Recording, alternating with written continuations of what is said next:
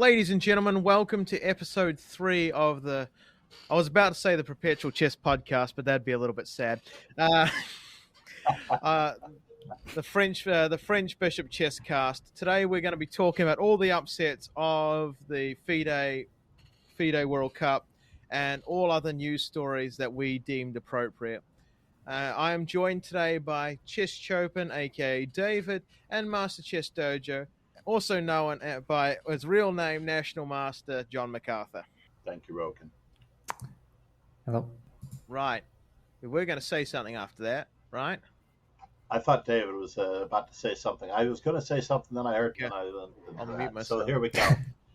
As predicted, Magnus Carlsen is paired up with Arjan Tari as they were the expected somewhat favorites, although Arjan Tari had a slight upset in the 64th seed as himself the 65th seed.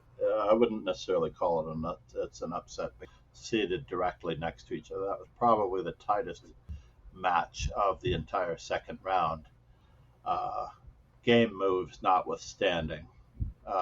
Remarkably, Abdusattorov, our Olympian gold medal winner and gold team medal winner, suffered drastically at the hands of Chanel from Turkey in the second section. That was probably the greatest upset of a player seeded 112th over the 17th seed in the tournament.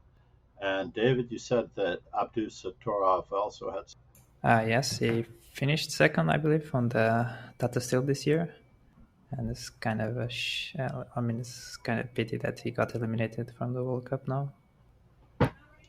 The energy level of the up and coming and rising stars is really what powers them. They have a certain amount of energy. In fact, I believe in the first round there was a match that was so tight there were 10 tiebreak games after the two classical games, which is quite incredible.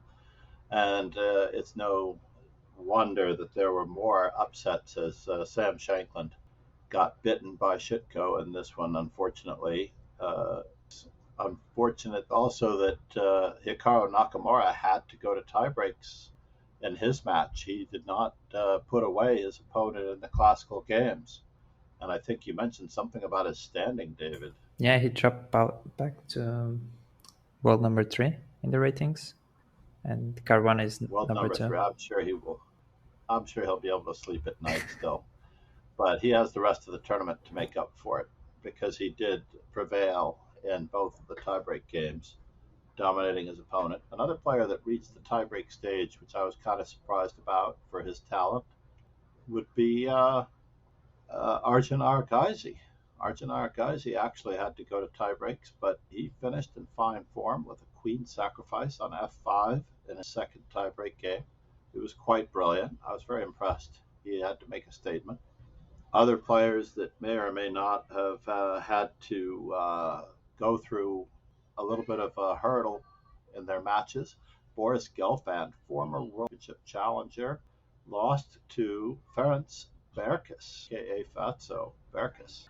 And as it turns out, that is not a sizing error, by the way, on my part. And he goes by the nickname willingly and happily, laughably. Berkes is now going to face Vitugov in the third round. And, as an 82nd ranked player, he might be one of the deepest players, if not the deepest. If you don't count Shitko over Sam Shankland. Shitko was number 150. You can believe it. Out of something short of 206 players, because not all 206 players were able to make it. Rogan? Yes. Not all yes. Sorry. Yeah, that's my cue. Whose line is it anyway? Okay, we have a list of news stories today. The first of which is all the people who have had a terrible amount of problems trying to get to this FIDE World Cup, and one of the most notable of which is Eric Hansen of Canada. He unfortunately had a nightmare this is from his tweet. I had a nightmare experience with dealing with Air Canada when I wanted to check into the flight, and it's taking me to Twitter. I don't want to go there. Okay. The main part of this is that the FIDE World Cup first round absentees have avoided being fined or punished for being late because, as with any large tournament that is international, there is a spate of people who cannot turn up at the appointed time for whatever reason, usually nothing to do with themselves. Hansen wrote on Twitter that he had even traveled to the airport in Canada but was unable to fly to Azerbaijan because his visa did not arrive in time. That's not his fault, so it's it's showing some maturity from the FIDE not to go and punish him for it. Of course, there is a few other people who did not turn up as well. Christopher Yu, I don't think turned up either. I believe Christopher Yu may have been under the weather. I'm not entirely positive. I'm trying to find the rest of the people, but this article is incredibly unclear. I probably should have color-coded it. There was quite a few people who didn't turn up. Massive spate of problems. FIDE didn't punish him. Good going, FIDE. That's probably shouldn't. Do they still get the prize? They're not going to get That's a little bit far unless you make an appearance. No, not punishing them is as good as you're going to get, I think. And I haven't heard any word on the dress code. In the past, the dress code has been that is issue. Quite true. Right, David? Yeah, I mean, but that's like old story from 2017, I believe, where Anton Kovalyov. Yeah, I do believe that players shouldn't show up in basketball shorts to play a world-class event, especially one that's the qualifier for the World Championship.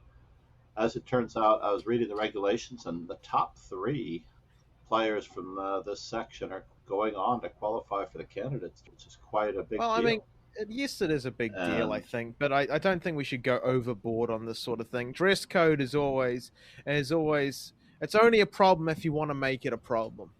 And I don't believe that dress code is something that anyone should be, belittled or fined for.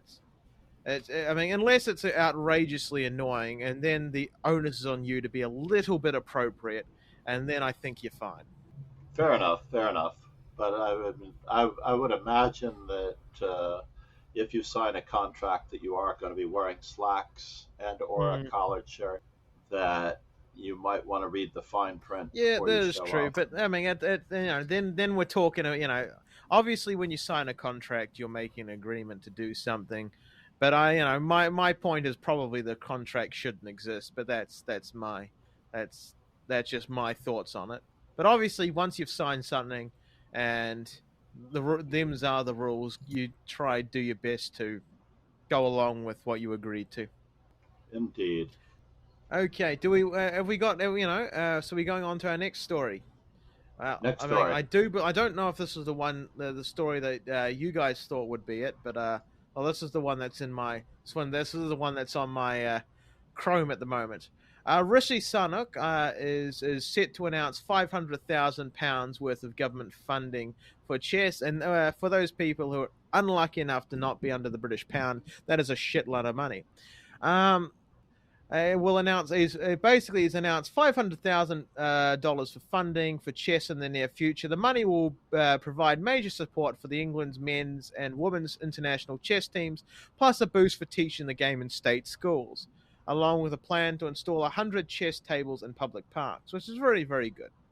And I believe that one of the chancellors, Rachel Reeves, challenged the Prime Minister to a chess game or a chess match. Sometimes the word match, which usually indicates more than one game, because she doesn't think that 100 chess tables in UK parks is ambitious enough.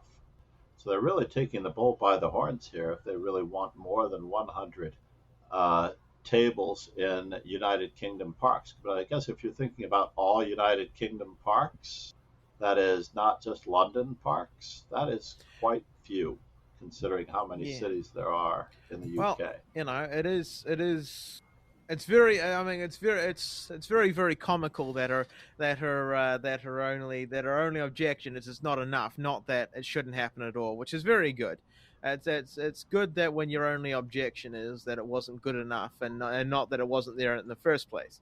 But that's But that's, it sounds like a good idea. I don't know how expensive it is to put chess boards into a park picnic table bench thing.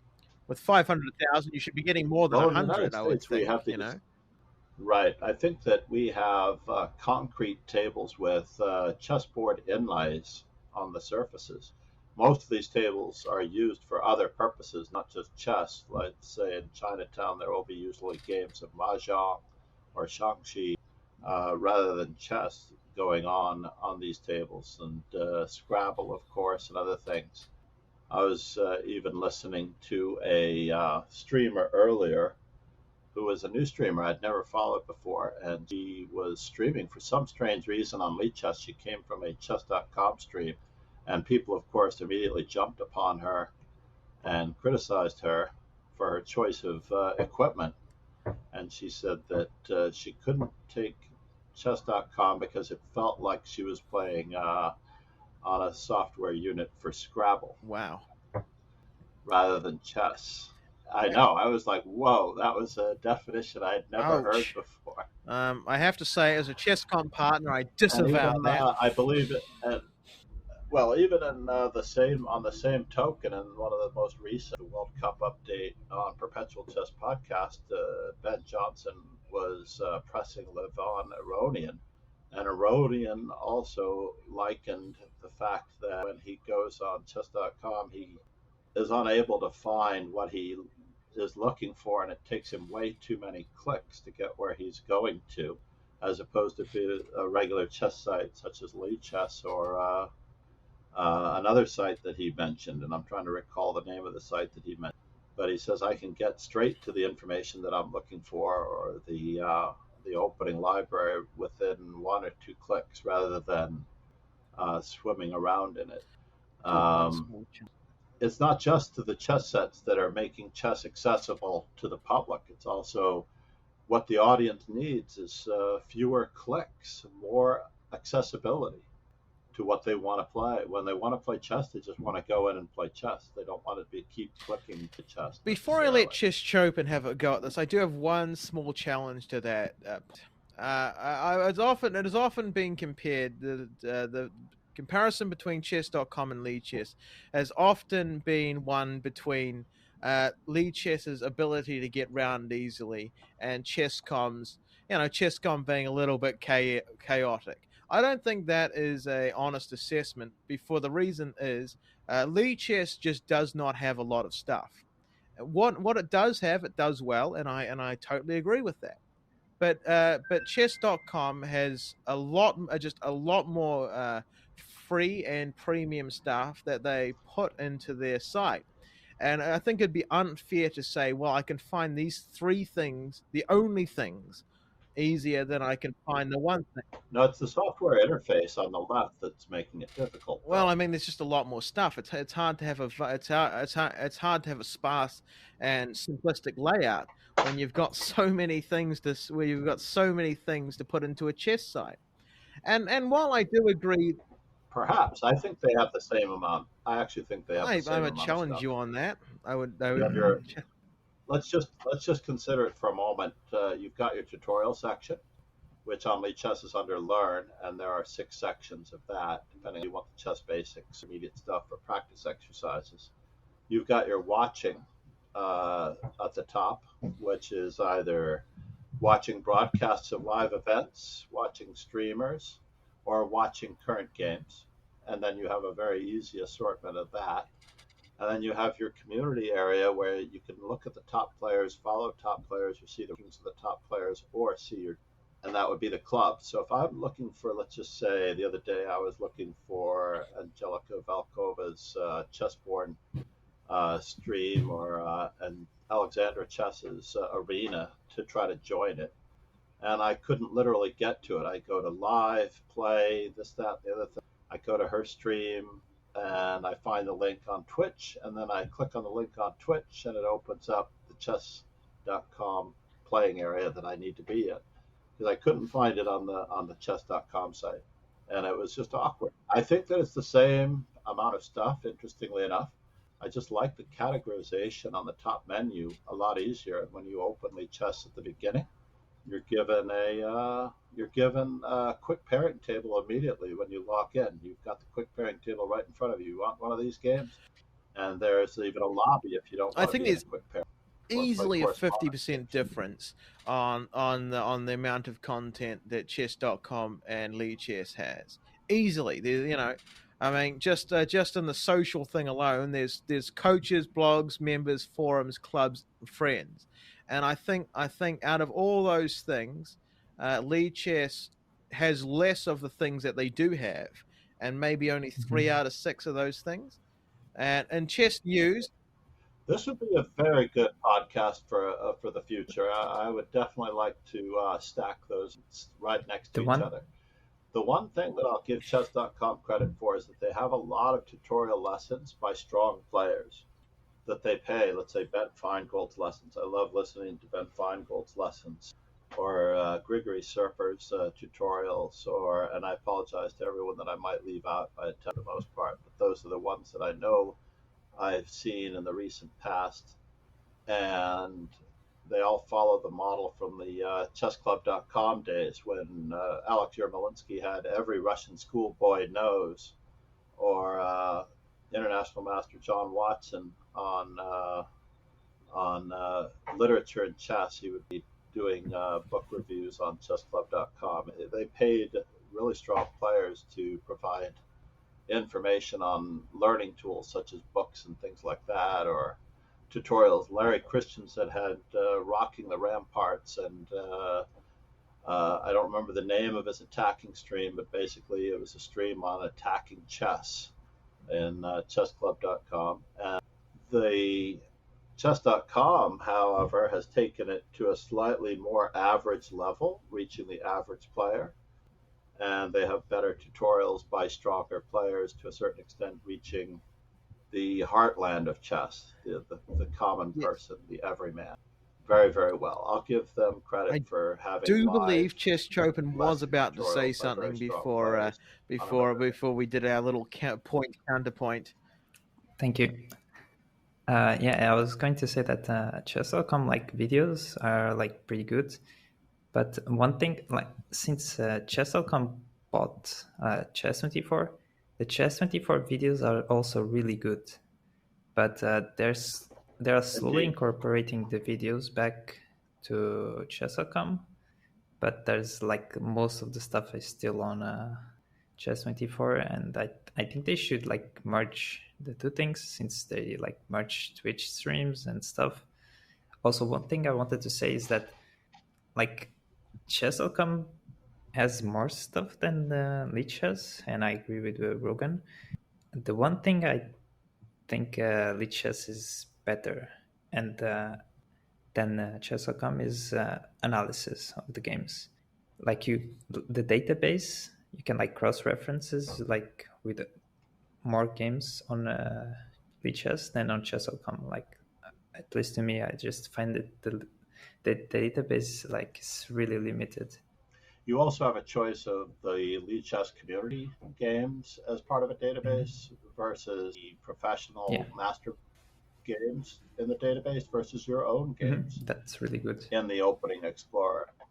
And although I'm not going to dispute the quality of the amount of money that they put into the chess.com content, because it is very good, average player, I'd just say I want my students to analyze their games without the computer having analyzed it. So when you go to a game review in Lichess, you're not forced to accidentally get all of the computer. You have to go a little bit out of your way to make sure that you don't accidentally analysis on chess.com, whereas on Lichess you can analyze it without the engine to your heart's content, and then only get the engine information. I do believe there's a small point that can be made that you might be suffering from good player bias just a little bit, because I know for me, I'm not the biggest person ever to cross reference games, and I have to say that is a very handy thing. And I think Chess.com should do a better job incorporating it and doing their own version of that. But I also do believe that people of a much younger or younger in their chess journey don't really need that feature so much, and that the Chess.com's ability to simply tell you how reasonably accurately you played a game and what you need to kind of work on is much better, and it even gives you handy graphs in order to show you in a simplistic way how good you were when you thought you were doing well, and how bad you were when you thought you were doing poorly. It gives you a simplistic picture of how to rate your game, which I think is best for a lower rated player that you two are simply not. I mean, I'm teetering on. Well, I'm going to let David comment on it first because he's at the higher end. I believe David is stronger than me. So I'm going to let David comment on that first before I take the middle ground.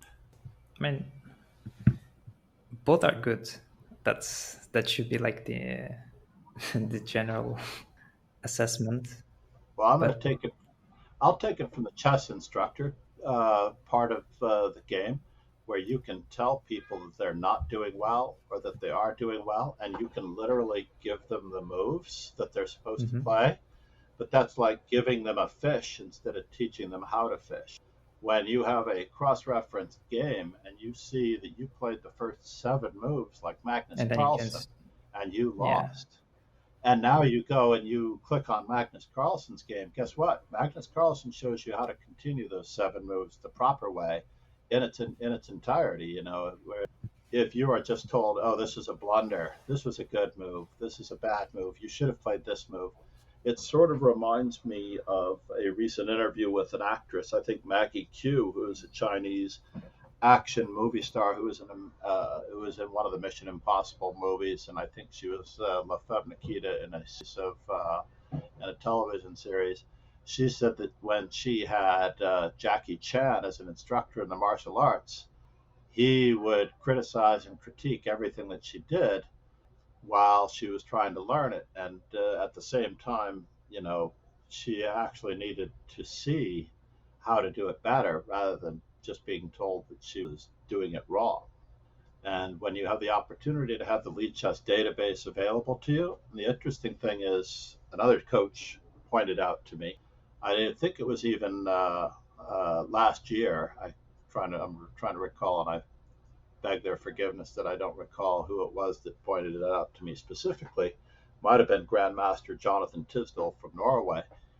But you can look for the type of mistakes using the Lichess database. So you can actually signal, I just want 1,800 rated players' games in this opening.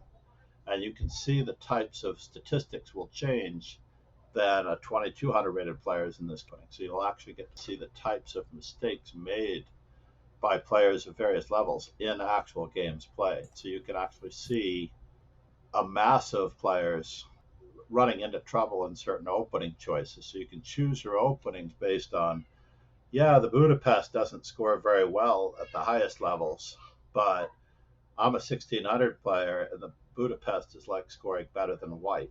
You know, like the people that are 1,600 don't handle it very well. So therefore, I'm going to play this opening at my level, score the points, and then I'm going to graduate myself to another opening at the next level and do the same appropriate study using actual games that you learn from. The learning by watching games we talked about in the previous podcast, I think that having that accessibility without necessarily needing to crack a book is priceless. And sometimes you can actually leak World Championship preparation with Lichess too. Yes, that's right. Sometimes you might accidentally be following the World Championship. It's so nice to actually and find Bozo the games. versus Bozo turns out to be Rapport versus Digler. Yeah, But no, chess.com has a wealth of quality stuff available. But in the interest of merging what they've purchased from Chess24 with what they have already instituted, it's going to require a major overhaul in their software design, because the amount of the amount of new material, tutorials, and news stories, even for the last several days, we've been watching on Chess24's Twitch channel rather than Chess.com's Twitch channel. And I suspect that the reason for that, I don't know it for a fact, is that they're overhauling Chess.com's platform in order to incorporate the Chess24 features that David was, which is way overdue. I mean, for the sake of brevity, and I will attempt neutrality. And I will also say that while I do have opinions in this, I have to be a little bit. I have to be a little, put a little bit of admittance into the fact that I am a completely biased person in this. I am a Chess.com partner, and they pay me occasionally, for bits and bobs. So I am biased in this. So, do we have any other news stories today? Is my next question. I think aside from talking about the matchups for tomorrow or for round 3, because we're trying to make it shorter and more efficient, I am looking forward to Maksudlu from Iran playing Donchenko. Donchenko got by the Polish Grandmaster Bartel today, and Sheparinov, who narrowly escaped Mr. Zvan, who I believe might be the brother of Rasmus Zvan, in that same bracket. I'm also looking forward to the clash of Jules Moussard, who I met at the Blitz Society in Paris, one of the top grandmasters in France. He's going to be meeting up with Wesley So, and my money is on the Frenchman. I'm going with Mr. Moussard over Wesley So tomorrow. I'm anxious to see what happens. Although I think the other Polish grandmaster, Mr. Wojtaszek, will probably take care of his Shitko, who took care of Sam Shanklin. So Mr. Shitko may have his run ended here, but I'm very impressed that he got past. Someone earlier had expressed some fondness for Nils Grandilius, who is now in round 3 of Mr. Amin, which is good. The Egyptian grandmaster, who actually had a very good World Cup last year as well. So that's going to be a tough call. Even though Amin from Egypt is ranked 26th and Nils Grandilius is ranked 39th, I believe. Is that correct? Yeah, 39th. It could be a tight call for them tomorrow. Aryan Tari, of course, stands a very slim chance, if any at all. The unfortunate pairing that he has with Magnus Carlsen. Aragaisi is playing Fedosiv. I don't know that Aragaisi plays the Berlin defense as I believe he does. Aragaisi, or is it Gukesh? I think Gukesh also has the Berlin in his repertoire. So I hope I'm not grouping them together. But Fedosiv, I'm expecting a King's Gambit if black answers E5 with E4. The King's Gambit is a guaranteed surefire way to avoid the Berlin defense. Any other matchups, David? I think it's very unlikely we're going to see a King's Gambit. I wanted to point out that Gukesh is the #1 player from India, and it's the first time that someone surpasses Vishy Anand. He is the brand new #1 player in India ahead of Anand. Excellent. Susan Polgar had let loose a tweet earlier in the day that had called it many years ago when she said that Gukesh will be the leader of the next generation of Indian players. And I didn't understand the tweet at that point earlier in the day until David just pointed that out. I thought that was very profound that she sort of she called it well in advance. And Daniel Navarre is playing Pragananda, the other very youthful hopeful from India. So I'm kind of curious. We could actually take a win, place, or show at the end of this particular year for the Indian players. Who's going to be at the top? Aragaisi, Pragnananda, or Gukesh, if they all really get into the battle for who's going to be the #1 Indian player, #2, #3 by the end of the year, if they were all able, cross our fingers, if they were all able to make that impossible leap to passing Anand. I mean, Gukesh has a pretty strong lead. Well, I don't know the numbers, but I do know that they can change in a heartbeat. Annika is changed in a heartbeat, depending on how much these players need to play. I'm very curious. Will there be 2 Indian players in the candidates from this tournament? I don't see Pragnananda getting past Hikaru. I do see Aragaisi getting past Vachilagrov. I don't necessarily know if I see who's he playing tomorrow. Gukesh, is he still here? Oh, Gukesh Is he is, even in yeah. this? I don't see him. What bracket? I am quite surprised that Ali Reza did not make it. Nope, he is not playing. Gukesh is not playing in the World Cup, or he's eliminated. Oh, there he is. Gukesh, got him. He did not Yes, make it to the tournament. an unfortunate realization that we missed it in our He earlier might news have been one story. of the But casualties. don't worry. That's all right. Of You can course. edit out much of our Artificial Wait, intelligence here, makes my job including this amazingly tape easier. But he played on the World Cup knockout, Gukesh. 2 games. The first round. The World Cup I don't know. knockout. He played What against bracket? Iskandarov. He played. I only have one Gukesh on this entire page. Yeah, he only played the first round though. There's only the results. He gained 5 rating points, and then there's no more games. What is Gukesh's first name? I know, right? You're putting me on the spot. I'm drawing a Setting blank us myself. up for failure here, John. That's all right. Yeah, Rogan's absolutely. gonna edit out both of them. I really can't find him anywhere. I see his name in the Maybe roster, Wikipedia is wrong. but I don't see him be. having No, participated. Wikipedia is always a reliable source. Just ask history teacher. Yeah, he's playing his. Although they will sometimes reverse the names. That's why I thought. Tomasharu Gukesh. That's his name. Who did he play? No. Yeah, but who did he play? Sindarov? So in theory, coming into the tournament, he was ranked 8th place. 7th, and Domoraju is ranked 8th, so he should be next to Mamedurov and Rajabov. So that bracket is down below. They did reverse engineer those fellows. I'm so confused. As far as the numbers go from the bottom up. So he should have been in. Oh, he's still here. Bracket number 14. Yeah, he's gonna play against. Yeah, I don't know how to pronounce it. He's gonna play against another Indian player. He's in the same section 4.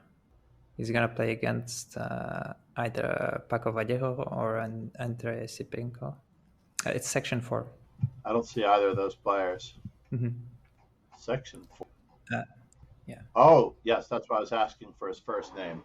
They have the name reversed. Because Gukesh is actually Domoraju might be his last name. They definitely reversed it. Got it. He had him by as the 8th player. Chess culture, knowing the names of the players. Yes, Anand is actually his first name. Anand is Vishwanath, and Vishy is his last name.